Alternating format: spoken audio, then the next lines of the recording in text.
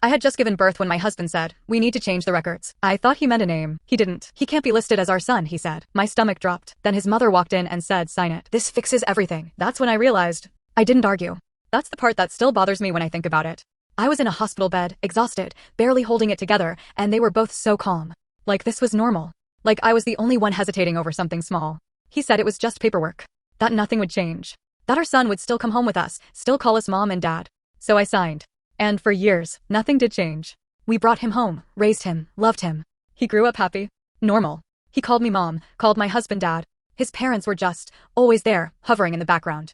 But we never talked about what happened that day.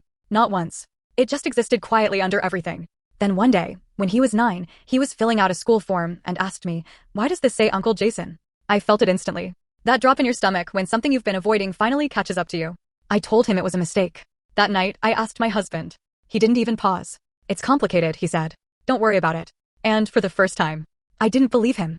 After that, I started noticing things I should have seen years earlier. Forms he wouldn't let me touch. Records he handled himself. Conversations his mother would step into before I could answer. It wasn't random. It was controlled. Then his father got sick, and suddenly there were documents everywhere. Legal files. Records. Things that had been hidden for years.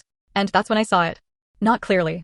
Not all at once. But enough. Notes about corrected timelines. References to aligned records. Things that didn't read like organization. They read like something had been changed. That's when I stopped ignoring it.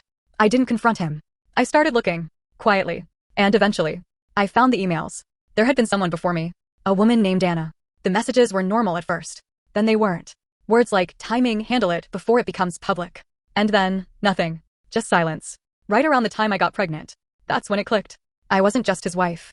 I was the solution. Someone stable. Someone who wouldn't question too much. Someone who could help rewrite what happened before me. And my son was part of that rewrite. I didn't leave right away.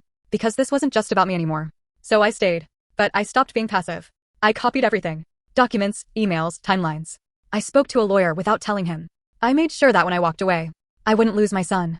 When I finally confronted him, I didn't yell. I laid everything out in front of him. And he didn't deny it. He just said, "It's over. It doesn't affect us now." Us. Like I had agreed to it. Like I had always been part of it. We separated after that. Quietly. No drama.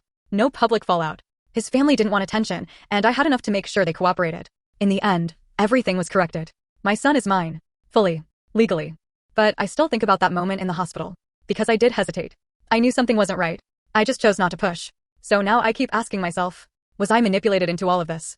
Or did I ignore the truth because it was easier to believe everything was fine?